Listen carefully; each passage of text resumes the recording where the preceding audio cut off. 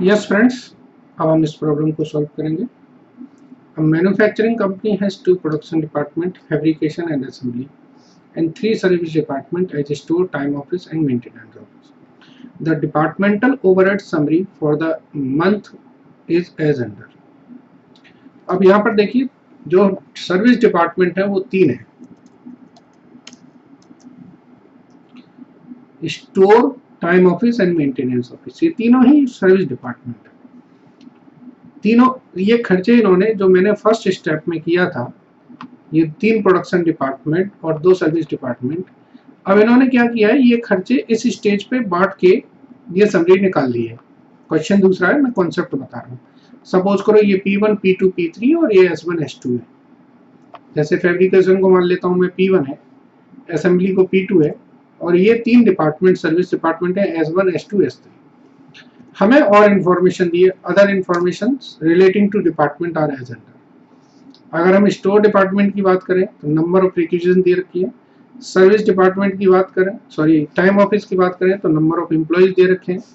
और मशीन की बात करें तो सिर्फ हमारे प्रोडक्शन डिपार्टमेंट की डिटेल दे रखी है।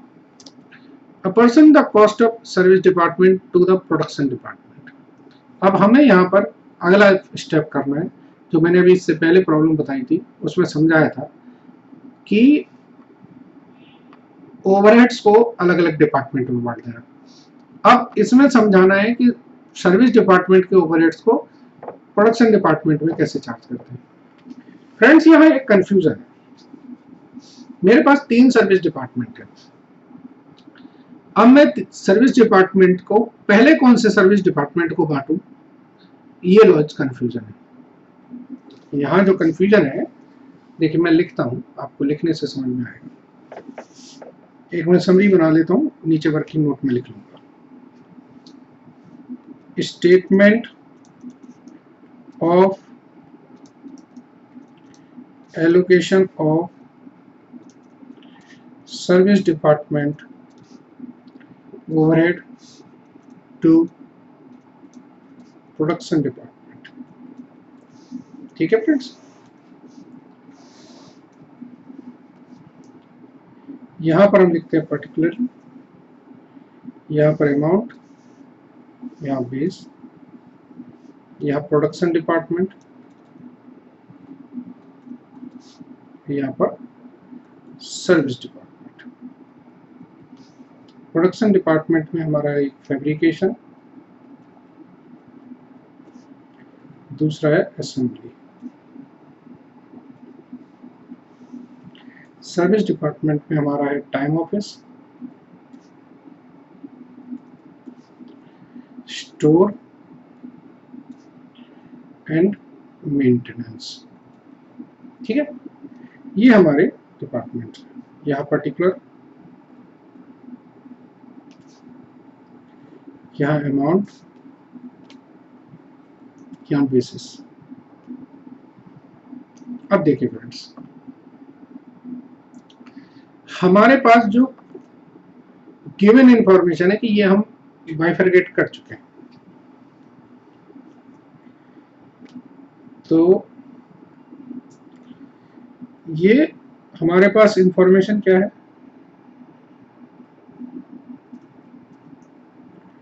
ओवरहेड समरी जो गिवन है वो ये गिवन है कि हमारे 24,000 के तो फैब्रिकेशन के खर्चे हैं, 16,000 के असेंबली के हैं, 5,000 के टाइम ऑफिस के खर्चे हैं, 4,000,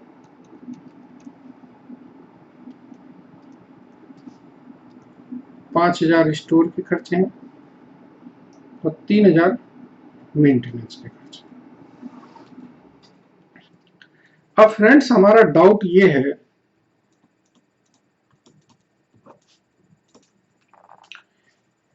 कि विच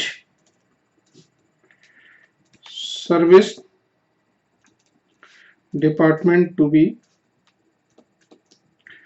allocated first। यहाँ बड़ा लॉजिकल देना, ये नहीं कि अपनी मर्जी से कुछ भी कर लिया, जो भी करेंगे उसके पीछे एक रीजनिंग होगी। ठीक है, उन्होंने बोला है कि कौन से डिपार्टमेंट को हम सबसे पहले एलोकेट करें।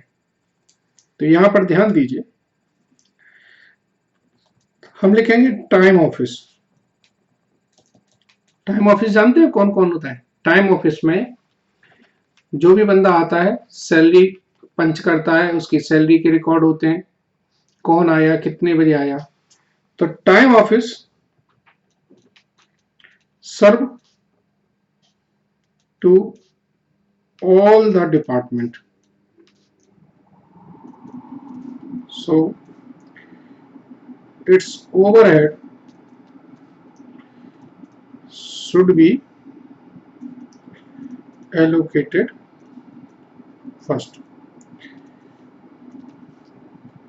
टाइम ऑफिस सभी डिपार्टमेंट को सर्व कर रहा है, तो सबसे पहले टाइम ऑफिस को बांटो। इसके बाद टाइम ऑफिस के बाद अब आ जाता है स्टोर एंड मेंटेनेंस। तो स्टोर जो है, स्टोर में मटेरियल रखा है, तो अगर वो मटेरियल मेंटेनेंस डिपार्टमेंट का रखा है तो क्या स्टोर मेंटेनेंस डिपार्टमेंट को सर्व नहीं करता है? डेफिनेटली करता है। ठीक है ना, तो हम लिखेंगे स्टोर डिपार्टमेंट ऑल्सो सर्व, मतलब serve to production as well as maintenance. So its overhead should be allocated to production and maintenance. अब तीसरी हम बात करते हैं मेंटेनेंस की। Maintenance department serve only to production, so its overhead should be allocated at last to only production department. तो ये sequence हुई, पहले टाइम ऑफिस को बांटो, फिर स्टोर ऑफिस को बांटो, फिर मेंटेनेंस ऑफिस को बांटो। तो अब यहां से हमने डिस्ट्रीब्यूशन करना शुरू किया। ये टोटल है 52,000, ये हमें गिवन है। अब हमने टाइम ऑफिस ओवरहेड एलोकेट किए। कितने हैं टाइम ऑफिस के ओवरहेड? 4000 है। तो किस रेशियो में जाएगा? ये जाएगा नंबर ऑफ एम्प्लॉय के रेशियो में।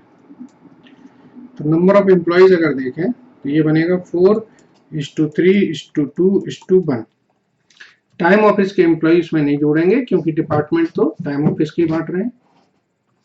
ठीक है ना, तो अब 4000 की जो सैलरी होगी 4:3:2:1 में बांटेंगे, तो ये 1600, 1200, 800 और 400, ये 4000 हमने बांट दिए। ठीक है ना, इनको बांटने के बाद जो हमारे खर्चे हुए हो गए 56,000, 25,600, 17,200 नील, 5,800, 3,400। अब हम बांटेंगे, स्टोर ओवरहेड को हम एलोकेट करेंगे। अच्छा, यहाँ पर तो कुछ ही नहीं होगा, ये तो क्योंकि नए खर्चे तो आएंगे ना, टोटल तो बावन ही रहेंगे एक डिपार्टमेंट से दूसरे डिपार्टमेंट। स्टोर किस बेसिस पे बटेगा? स्टोर बटेगा नंबर ऑफ रिक्विजन पर। तो नंबर ऑफ रिक्विजन है 24:20:6। तो इसको बांटे 2784, 2320, 696 और ये 5800 हो गया। तो इसको बांटने के बाद खर्चे हमारे यही रहेंगे इसको ऐड करना पड़ेगा। तो ये 28384 19520 ये आ जाएगा 4096। अब तीसरा बटेगा हमारा मेंटेनेंस डिपार्टमेंट। तो ये 4096 बढ़ जाएंगे किस रेशियो में, मशीन आवर्स के रेशियो में, 2458 1638। तो जो फाइनल फिगर आई वो फाइनल फिगर क्या होगी, ये होगी 30842 और ये हुई 21158 और ये तीनों डिपार्टमेंट अब नील हो गए। ठीक है, और टोटल 52,000 ही रहेगा। तो हमने सर्विस डिपार्टमेंट के एक करके प्रोडक्शन डिपार्टमेंट में ट्रांसफर कर दिया। तो यहाँ ये जो लॉजिक था इसको ध्यान देना है कि बटना किस रेशियो में। ठीक है friends, I think so clear होगा आपको doubt. Thank you very much and good day.